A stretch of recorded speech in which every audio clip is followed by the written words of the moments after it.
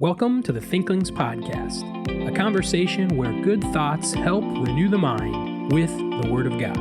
I'm Charlie Carter, and I'm here with Tim Little and Andy Stearns. Let's jump into the conversation. Welcome to the Thinklings podcast, summer spectacular. Is this the third summer? Third one. Third. So we're clipping along through the summer here. It's going to be half done. Yeah, well, students are almost coming back. I'm so excited. I miss them. It's not the same. It really isn't. When I walk in to go to work, I walk in and I would walk through the student center frequently, and you can go through there and there's always, you can expect the certain ones to be playing ping pong or sitting on the couches and sitting at these tables, and it's just dark. It's empty. It's disgusting. It really Sometimes locked. Yeah. I know. That too. Somebody's kids get in there. What? Out of control. Anyway, so we've got some Thinklings business to tend to. Books and business. Who's going first? I'll go first. So again, it's busy this summer, and so I'm just putting up books I've read before to recommend to you because I think they're interesting. So this time I want to talk about Tim Challies has a book called The Next Story, Life and Faith After the Digital Explosion. He wrote this 5 or so years ago. I read it and I enjoyed it a lot, and so I would recommend it to you. It's he's going to talk about what our society's like today and how we need to adapt because digital communication and social media is so huge. And so he starts the book off with a really interesting comparison. And so I don't think I'm giving anything away, but I'm just going to explain it. There's a guy named Admiral Lord Nelson who is quoted as saying, "Every man is a bachelor once he sails past Gibraltar." So the Rock of Gibraltar. Okay. The Rock of Gibraltar is this, it's like you're going past the tip of, I think it's Spain, and you're going down by Africa. And really, during the slave trade era, no one was going to know what you're doing for the next 4 months. And so his point is a lot of bad stuff goes on because you have no one seeing you. And so Challies points out that there's a lot of think about the guy who wrote Amazing Grace, John Newton, I think. He lived a horrid life as a slave trader, and he could do all kinds of debauched things. And so why was he able to do that? Well, no one's around except for the people in the boat with him, right?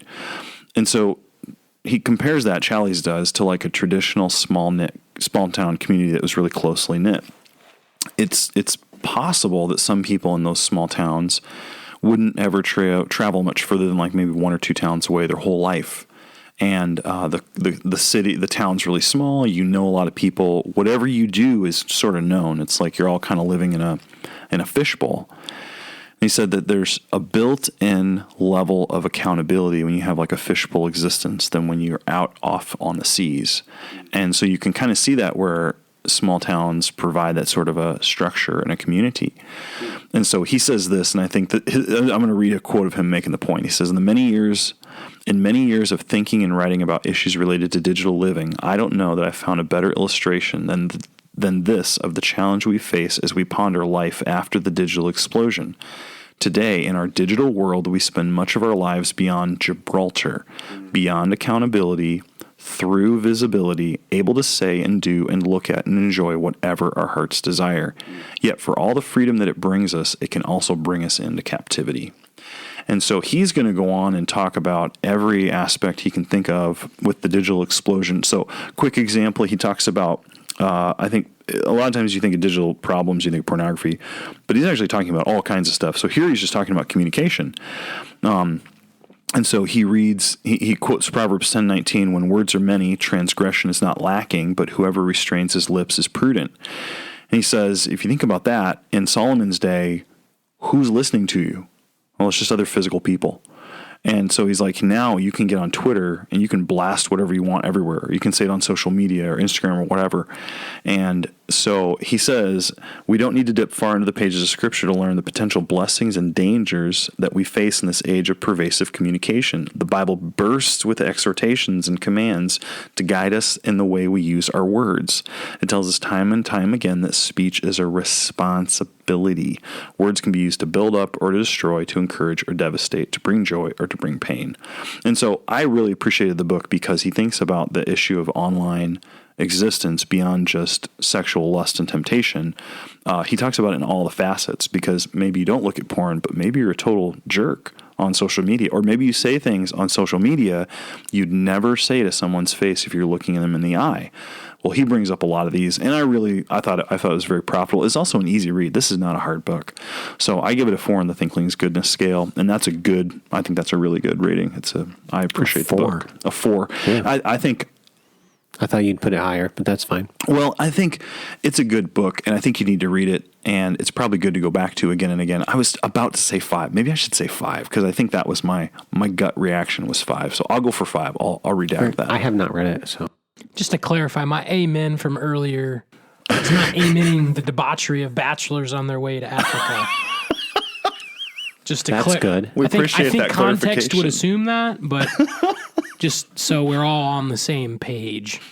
So what was the amen? Just Bachelor. Oh, okay. Sorry. No.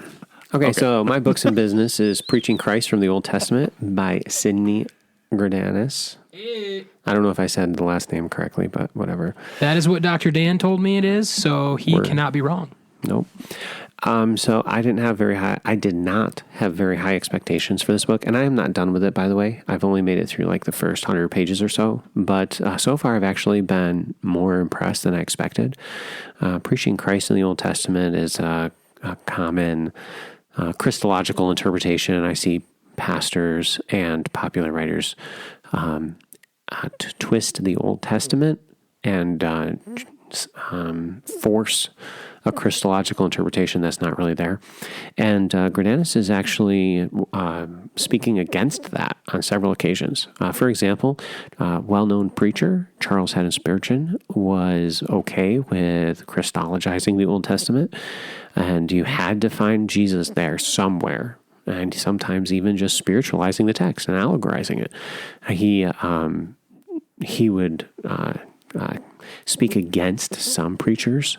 In his lectures to my students, he has this whole section on it. I was really surprised. But sometimes he's like, well, it's not in the text. You're forcing interpretation there. But then at other times he's like, oh, if you can't find Jesus there, then it's okay to, spiritualize it and get him in there somewhere. But he's like my typical Christological preacher. But Greidanus is not about that. He spoke against Spurgeon and Spurgeon's method specifically. So I'm kind of excited to see where he goes with this. I was talking to Carter off air, and he doesn't like this book. And so I'm wondering if he's going to get... Caveat. I'm going to make caveats. You just lean up to the You said mic you didn't like it. and you yelled caveat. Okay, it's not fair to just say I didn't like it. There are portions that I do like that I've already talked about on the podcast, so you can go back and listen to that. Books and Business, like 4 episodes ago. Mm-hmm. So there are some good things, but I also think with a lot of these guys is they can point the finger at a disconnect in someone else's preaching, but not see it in their own, which, hey, I probably do the exact same thing. But I think that there are times when it's not maybe like I've got my notes from reading it. So let's look at a definition here. Summing up this section, this is on page 10. We can define preaching Christ, and that's what his whole book is about, preaching Christ. Preaching Christ as preaching sermons which authentically integrate the message of the text with the climax of God's revelation in the person, work, and or teaching of Jesus Christ as revealed in the New Testament. And on a general level, I have no problem with that. However, to always integrate Christ into every text of the Old Testament is not correct. And if you say I have to do that, which I think he's going to make a real strong push, then I would disagree. Yeah, I thought he dialed that back at some other parts. So he critiques some other guy's sermon, like you just said. It's easy to critique others. And this other author had this sermon from Genesis 32 when Jacob wrestled with the angel. Okay, so Jacob struggled, Jacob was changed, and Jacob was blessed. Those are the 3 points from an exegetical outline. And then the preacher had the title of the sermon, When God Confronts Us. Just like God confronted Jacob, God confronted us. So when God confronts us, it sometimes causes struggle, like Jacob struggling with God. God's confrontation calls us to change, just like Jacob was changed. And then number 3, we receive God's blessing when he confronts us. Okay, so that's what this preacher did with this Jacob wrestling with the angel text. And then within his comments on that sermon, he says he hits on 3 points. I really liked this. The first is this generalizing thing. The preacher has taken this specific historical situation of Jacob struggling with God and then generalized it and universalized it and said, your struggle with God. Is that what the text is really communicating in Genesis 32? This generalization and this... No, it's not what the text is communicating at all. So he's not preaching the text. And then the second point, God's confrontation calls us to change. This is the spiritualizing, okay? Just like Jacob was changed, now God is calling on you to change. The point is just, how was Jacob changed? God changed his name. He broke his hip. Yeah, and broke his hip. Okay, so yeah, he was changed all right. So now, you're struggling with God. Guess what? You need to change too. Didn't we talk about brokenness in the last podcast? And so he's spiritualized the second point in this attempt to preach this Old Testament text. I'm broken. Oh, my word.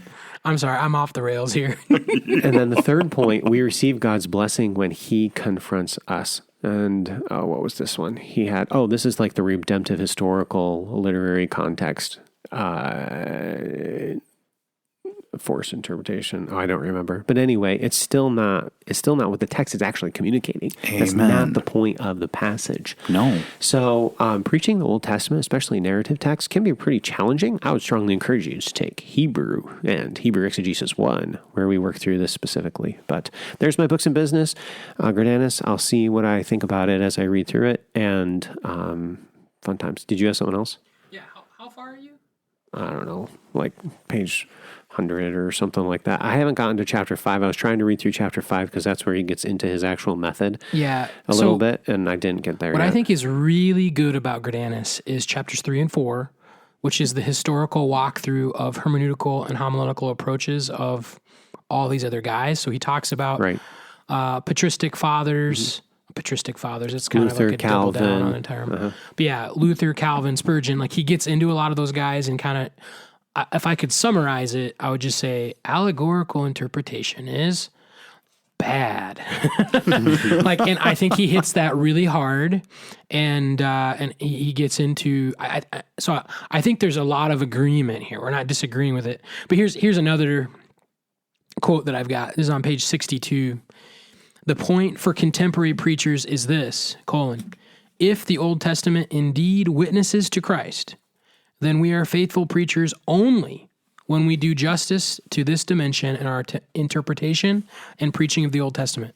So if the Old Testament, that's a big term, yes, it testifies to Christ, I'm only faithful if I have a Christ dimension in my sermon. And I'd be like, Song of Songs.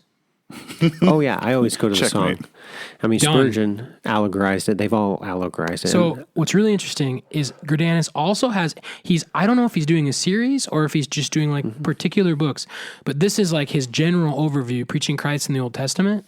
He has a series where he's like preaching Christ in Leviticus, preaching Christ in, and I bought this, I have it in my car right now, Ecclesiastes. Yeah. So I'm really interested what he does with Ecclesiastes. The one shepherd at the end. Probably. That's the big thing in Ecclesiastes. Well, but if in you Ecclesiastes, so I've tried to apply it, and even for a New Testament church. Well, what is like contentment? Okay, it's a big message of, content with what God's given you. All right, and so I've often kind of spoken this phrase, well, how do you really enjoy life? Well, you need to have a relationship with God the Father through Jesus Christ his Son. That's like a phrase that I'll use frequently as I'm preaching through the book of Ecclesiastes. If you really want to enjoy life, you need to have a relationship with God the Father through Jesus Christ, His Son. Well, what am I doing there? Is that legitimate? The gospel. It's the gospel, exactly. But I'm bringing Jesus specifically into it.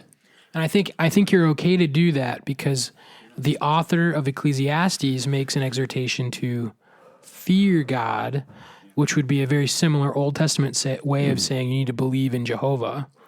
So is that a Christological interpretation of Ecclesiastes? No, you didn't say it meant that, It's a Christological application. Right. You didn't say the text means this is like you need to have a relationship with the Father through His Son. You didn't say that's the meaning of the text. You explain the meaning, and then how do you accomplish that meaning? And you're bringing in the New Testament theology. It's through Jesus Christ, His Son. Yeah, exactly. Yeah, I would say, and that's not interpreting it that way. Because I think what was the other book? There was another book about all the same stuff that would say you literally can't understand. It was beginning at Moses.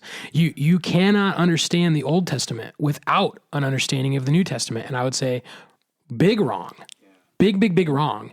And if you're going to take what the New Testament says and reinterpret the Old Testament, you're going way farther than you should. Right. But if you're going to use redemptive history to apply the truth of the Old Testament to me today, I don't think there's any problem with that. Yeah. That's just principalizing bridge. That's the basic hermeneutic idea that's the author intent. Like, that is okay. But yeah, making it all about... It's hermeneutically spiraling out of control. In control. Spiraling into... No. Anyone? I'm good. Hermeneutical Spiral. It's the name of a book. It's good. I'm 2 points. I'll give you 2 points. Thank you. Okay, I have a book. This is The Everlasting Man by G.K. Chesterton. And Chesterton is a Christian, not maybe in a pure evangelical sense, but he's a Christian worldview that we should trust. And what he's talking about in The Everlasting Man, he's talking about man. It's a history of humans, of what man is. It's broken into 2 sections. There's the what is man. I should just probably read what it actually says. On the creature called man is part 1. And then part 2 is on the man called Christ. So he's going to talk about Jesus as the everlasting man, essentially. And what I found really interesting in this first half is talking about kind of like how are humans progressing from the dawn, quote, dawn of civilization. And one of the biggest problems that historians make is that they assume there was a time when man was not civilized. And he actually rips that to shreds. It's he's like, you start with history of humans with prehistoric humans. And think about how that's an oxymoron. Our first history of man is prehistory man. And Chesterton is very pithy, and he's like, that's the dumbest thing I've ever heard. That's Charlie's translation of Chesterton. A little bit less pithy. Yeah. That's a Bill Cosby, that's the dumbest thing I've ever heard. So then he gets into, and the reason why I'm reading through this is later this fall or next spring, there will be some episodes about C.S. Lewis submitted this list to a magazine of his top 10 most influential books. And I think it's personally influential, not overall. And so this is actually number 2 on Lewis's list, which is pretty impressive. And he actually didn't put any, there's only one other inkling he mentioned on that list, which is Charles Williams, and it's pretty low. I think it's 7 or 8. But Tolkien didn't make it. Barfield didn't make it. It's a lot of his buddies, he was like, nope, don't care about you guys. But so if I ever make a list, sorry, you guys probably aren't going to care about it. Anyway, like anyone is ever going to care about the top 10 books I care about. But so he gets in here, he talks about man from the dawn of civilization has always been very human, distinct from animal, and that includes government, that includes religion, that includes art. And then he kind of goes down this religious road, and he talks about the God, capital G, the gods, like the pantheon, like the Greek mythological ideas, all the myth. And he talks about the demons, and then he talks about the philosophers. And it's 4 different veins of religion and history. And what I found really interesting, which I actually think why Lewis maybe really liked this, is he talks about the merging of the imagination and the reason, which there's a poem called, I think it's called Reason, by C.S. Lewis, where he talks about this. Like in him, the struggle between like something being rational and empirically provable versus what he feels to be true through his imagination. And that's Lewis's whole dilemma is he loves fantasy, but he knows it's not actually real. And so Chesterton actually interacts with that as he talks about mythology, and it's really interesting. So I'm going to read some here. He says, the substance of all such paganism may be summarized thus. It is an attempt to reach the divine reality through the imagination alone. In its own field, reason does not restrain it at all. It is vital to view of all history that reason is something separate from religion, even in the most rational of these civilizations. It is only as an afterthought when such cults are decadent or on the defensive that a few Neoplatonists or a few Brahmins are found trying to rationalize them, and even then only by trying to allegorize them. But in reality, the rivers of mythology and philosophy run parallel and do not mingle until they meet in the sea of Christendom. And I think that right there describes Lewis's transformation to Christianity, from Christianity to atheism and back to Christianity. I think that describes his walk really well. It's like what led him away was he tried to rationalize everything. And there was a part of him, his imagination, this other river that is completely separate from reason. Like you really want these things to be true. And then where do those two rivers act? And it doesn't actually make sense for things to be parallel and then meet. But two parallel rivers actually do meet as they both pour into a sea together, and that sea is Christ. And that would be, I think, exactly how Lewis would describe his own faith, which is probably why he put this book so high on that list.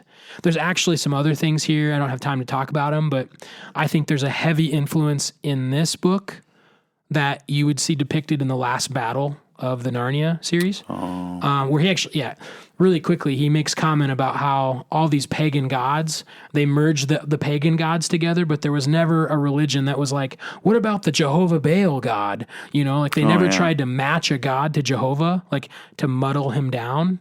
And then what do you have in the last battle?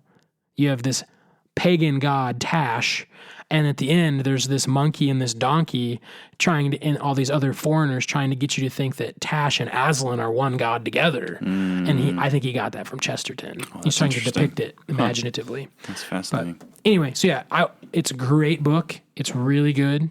There's a lot in there that you're probably just going to be like, don't need that. But there's some really good moments. I recommend, just for the pace of it, an audiobook, which if you have Audible, if you have an Amazon Prime, you can get Everlasting Man for free in Audible. And I listen to it at 2 times speed, and I listen and read at the same time. And it keeps you moving through some of the slower parts. But there's a lot of good things there. So I'd give it like a 6. I really like doing the reading and listening at the same time. I find it engages both, like 2 of the senses, and it does something to help. I mean, it does feel, when you first try it, a little rushed and a little bit like mentally exhausting. But once you get used to it, it's actually really good. I like that. Sometimes I won't do it with double speed. But sometimes I'll have like the Bible play and I'll read it, and I find that also helps me to focus too. Well, today for our devotional, I want to talk about the Great Commission, and I want to ponder an aspect of it, and then just kind of have a discussion about it. So I'm going to read the Great Commission. Go, therefore, and make disciples of all nations, baptizing them in the name of the Father, and the Son, and the Holy Spirit, teaching them to observe all that I have commanded you. And behold, I am with you always, even to the end of the age. So I think as New Testament Christians, I'm not sure. There are probably Christians out there who don't think they need to be sharing the gospel, but I think most of us probably are aware of that. In fact, we're probably a bit ashamed of how little we do. Some of us are better than others. You know, sometimes we have seasons of life where we have more opportunities. But I know there are times in my life where I've thought, man, I really have not had the opportunity to share the gospel. I need to start praying for an opportunity. And so sometimes in like the weird part of my mind where I like imagine, without thinking much about it, what that's going to look like. You know, I think of myself sitting at a coffee shop or something, and I got my Bible out, and I'm just like waiting, and someone walks by and says, hey, what's that book? And it's like, boom, share the gospel, you know. Or like, You're just going about your business, and then up comes someone who wants to know about the gospel, and you kind of pray for those opportunities, and then it's like they don't always come. So we had a sermon this last spring on the Great Commission, and we had one a year ago last spring, and both were really memorable. And so as I was pondering this the other day, there's it occurred to me that the first thing it says is that you need to go. And so I think the point is that we have to go to the unbeliever. And, that is one of those things that you kind of might forget or not focus on as much. And so my thought today is I just want to ask a question, like, what's it look like to go in relation to the Great Commission? Because sometimes I think rightly so, there's a couple of, maybe I would say, spheres in which you might think through that idea of going. And so I'll open this up to be discussed in just a moment. But I would say that there's probably like you go in like a physical sense, I think. Yeah. So you're going to go from where you are physically to where unbelievers are physically, and you're going to tell them the good news. So when I think of that, like some of the things I think about are typical door-to-door evangelism. So in high school, we would like go knocking on doors and do this. It was kind of a sneaky survey where like you try to ask someone questions about religion, but you're just wanting to share the gospel. And it probably came off either weird or at times just weirdly deceptive because you're trying to share the gospel. So you go out and door to door. Okay. All right. What are some other ways that people go? I think of like when the Olympics showed up in like, somewhere in the US, and like you send mission trips out there and you're going to share the gospel with the world. Or if there's like a big event, you're going to go like evangelize where this group of people is. Okay. Yeah. Okay. You're going. I think of like the old school, this is like a kind of a reverse go. The old school revival preachers where like you get this guy in a stadium and he's going to preach and you call these people here to come hear him. You're kind of like getting them to go to you by going to them through the airwaves and telling them, hey, come here. I know this guy who eats at the same Casey's every day. He goes and gets a donut and sits there purposely because he's trying to go and get to know these people. I actually really like that one. All right, so here's a question, though. If you've ever heard someone say, yeah, I was doing this thing and I had the opportunity to share the gospel, I'll ask you both, like, what's an occasion or an activity or an event that you've heard of people having the opportunity to share the gospel before? Can you think of any off the top of your head? Not that I've listed, something else. Working on my house. Oh, you're working on your house. Neighbor comes over or something? Neighbor comes over. Okay. Yeah. Okay. I mean, I've heard a lot of opportunities at like sporting events. Okay. Like, so-and-so is going to watch this football game on Friday night and they're sitting next to someone. Or, I mean, I've even heard crazier stories than that. Like someone went to like a college sporting event and there's someone sitting next to them, and then it's just like God opens doors, And, yeah. Yeah. What about like go ahead. So I had to go buy a van. Oh, yeah. Blah. You loved it. It was your favorite experience, right, I Tim? hated it. Go back like 5 episodes and you can hear all about that. Oh, man. He was salty, folks, but it's a lot of time. It really is. And a door opened there. Yeah, praise the Lord in the process. So I'm not sure how that's all going to pan out, but we be faithful to the message. Amen. And we'll see what happens.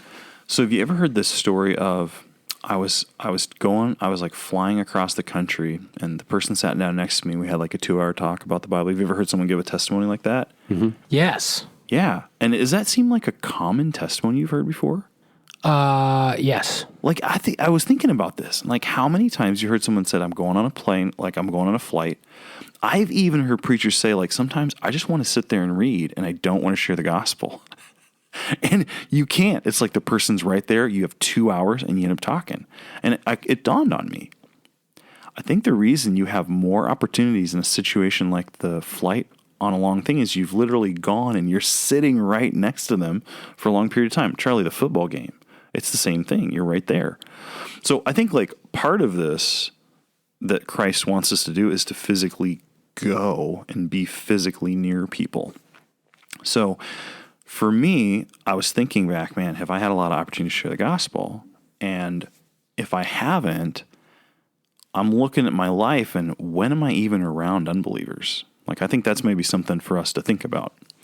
The second thought is, I think you could maybe go in like, I don't know if it's kind of the same way, but there's a slight tweak to it. So I knew a guy who, he's a pastor and he doesn't have a lot of interaction in the community. And so he decided to become a volunteer firefighter in the community. I actually know 2 of these guys now that I'm thinking about it. And the sole purpose of becoming a firefighter was just so he could get to know people in the community. And so there you're going like physically, yes, but you're sort of going in like a metaphorical sense where you're both going to do the same thing together. Does that make sense? Mm-hmm. So I guess what occurred to me is as I think about the Great Commission, I think that you need to make disciples, and there's other parts to this. There's the going, the teaching, the baptizing. But for me, I think for a while I sort of glossed over the go part. And so I just thought I'd open it up for a discussion like, what are ways that you think that might be significant, or are there ways where you've noticed, hey, I had the opportunity, and you just think back, oh yeah, it's because I was going, or I was like trying to find people to talk to. Give me your thoughts. Like there's like an active versus a passive thought. I think that's my idea. So actually, I go back to the airport thing. Sure. One of the coolest opportunities I ever had. You ever want a reason to memorize, to learn Hebrew? I was reading Hebrew on my phone. And I had someone sitting next to me. It was a young gal, and we're in the far back of the plane. So this is like nobody wants to be there, right? Like even when you get to the airport, you're not getting out of there for like 45 minutes. And I get in the far back, and it's a wife. Her husband is across the aisle with their like 1-year-old son. And she keeps like looking over, and I'm like, oh great, this is going to be like some liberal chick who like, what are you reading? You know? And she looked at me and she said, are you reading Hebrew? I'm like, yeah. Whoa. And she's an Orthodox Jew. Oh, you're kidding. No way. Well, she grew up in Judaism, but then is not there currently, but Jewish roots. And so I'm like, yes, I am reading Hebrew. And she's like, what are you reading? And I can't remember what I was reading. I wish I could, but and she's like, well, what's that about? You know, like ask, like, it's like Ethiopian eunuch. Like, what does that mean? And I'm like, well, here's the context of it. And here's the point that the text is driving to. But it was so cool because I was probably flying somewhere or traveling somewhere to speak at a Bible camp. And I'm just studying my notes, like studying the text. And here's literally a Jewish person's like, that's my language. Wow. It was really cool. That's really cool. But kind of just the idea of going, I think you already said it. You just have to be around people. Yeah. And I think you have to be around people not with the goal of them getting saved, because that's not the goal. If you're as a believer walking with the Lord and your primary goal is to reveal the glory of God, you're going to care about sanctification.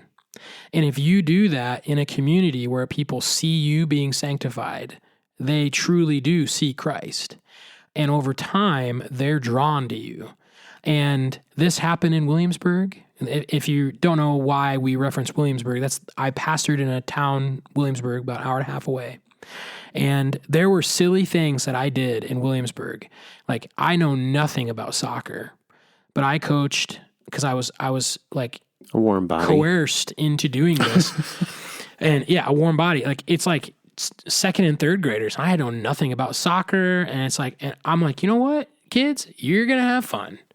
And here's the single guy in his 20s, and all these unbelieving moms.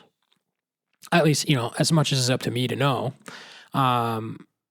they just, here's the single guy, and they just love that someone cared about their kids, and I still have relationships 4 or 5 years after the fact with some of these families, and God's still working. And we haven't seen the end of the story, and we won't. But it's just being in a situation, soccer coaching, and God's working in my life. I'm around people, and they see something different about you, and that's contagious. Like they can see Jesus, and they want that. Not all of them want that. Some of them heavily reject it. But I think there is something to just being a normal guy or girl who cares about being changed into the image of Christ, and you're just around people, and that can be around unbelievers, and then your sanctification is helping people see the gospel, and that same thing happens when you're around believers too. And that's why we shouldn't forsake the assembling of ourselves, because my walk in sanctification actually encourages others to be sanctified too. But yeah, so I really think that's just, just be a part of a community and be friendly, not with the goal, like we need 5 people to get saved, but I'm going to live my life out around people, and there will be opportunities. Like you can't avoid it, because people will wonder why you are the way that you are if you're really a Christian. Are we just done with that? Well, I think I've got like maybe 2 more things. Sorry, Tim gave us a thumbs up, and I didn't know how to interpret that. I liked it, but you have some more things. Go. No, I was thinking I had an opportunity on a plane to talk about the gospel, because I was going down to a theological school, and so I was talking to this guy who was from, he's teaching in Florida, he's from Japan, and we had this long worldview conversation. It was fascinating. I never would have had that if I didn't get in a seat right next to the guy and then be friendly and kind. And so it just dawned on me that there's times where I don't have opportunity to share the gospel, and I think to myself, it's because I don't see any unbelievers or whatever. But I bear the responsibility of going to be near them. I think that's the key thing here. So like, what did you do in the soccer group? You went to be near them. I need to go be near them. And so like last year, like I'm trying to get to know my neighbors, and then the beginning part of the COVID pandemic, before we really knew what we were working with here, happens. And guess what? Everybody's not doing. Like no one's going out of their house. And just getting back around people again, later on that summer, it was just, you could tell there was a big difference. And so I think sometimes it's not that we don't want to share the gospel, but we're not paying attention to how can we put ourselves in the lives and the paths of people who don't know God. And I think that sometimes is a key thing that for me, I miss. Like I need to go. So like getting out and talking to my neighbors, getting out and going here. I think being involved in some sort of a hobby group is not a bad thing at all. It's a really good idea. That also takes time to go. And so if your whole life is so busy, you can't make the time to go, that might be something else to think about. So I just thought it might be profitable to think through all the aspects of going. And so you got one more thing you want to say, but as a listener, I would encourage us all to take some time this week to think of what are ways I can either add more time to my opportunities to go, or maybe make the going of my life closer to some unbelievers. Yeah, the thought that popped into my head too is like in our church programming, so much of our evangelism is how do we get unbelievers to come to us? And that's backwards. That's them. Sorry, I didn't mean to cut you off. I'm just that's exactly my thought, is that, go make disciples by getting them to come to you, and then you baptize and you teach them. Like it doesn't say that. No, it's not in my translation here. And so, but you got to be balanced. There is a sense in which you do want people to come to your church. And if they're not, and there's reasons why, it could be a problem.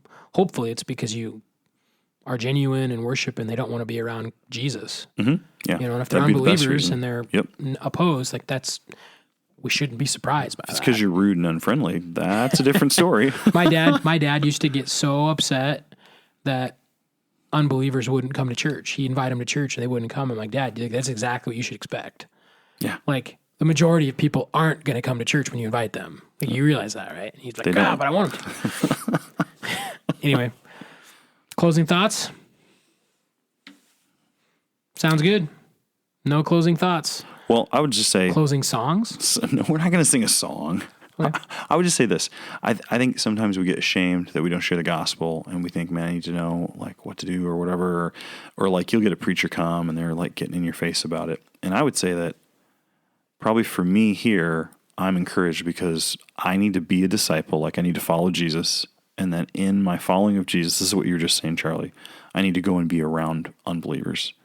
And if I do that, you're right, the glory will be seen. I'll have opportunity. Then it's boldness. I got to be bold and I got to take an opportunity. So just think about the going. That's my encouragement. It's summer. You're doing vacations. Everyone's traveling. Think about our opportunities as you go. Thank you for listening to this episode of the Thinklings podcast.